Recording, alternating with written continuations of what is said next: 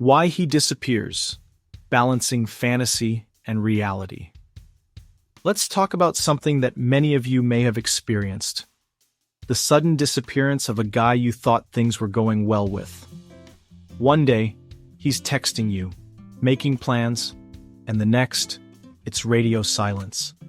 It leaves you wondering, what did I do wrong? First of all, you need to stop blaming yourself for everything. Sometimes a man disappears for reasons that have nothing to do with you. But here's the thing. While you can't control his actions, there are certain behaviors you might be unconsciously engaging in that could contribute to the disconnect.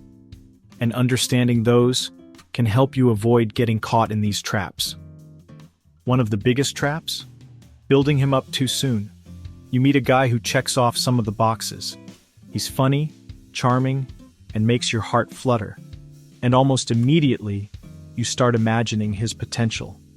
You envision the guy you want him to be instead of seeing him for who he actually is.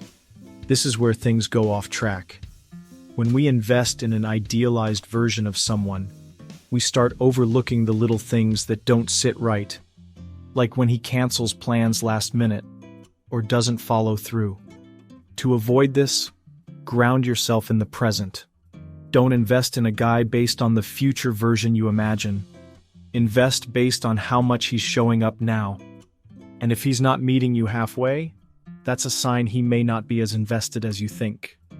On top of that, there's another major trap that drives men away. Fear of getting hurt. When you've been burned before, it's easy to bring that fear into new relationships. You start thinking, what if he's just like the last guy? And suddenly, you're acting out of insecurity. Maybe you push for answers too early or act suspicious, even though this new guy hasn't done anything wrong yet. That kind of fear-driven behavior puts pressure on him, and pressure is something men can sense from a mile away.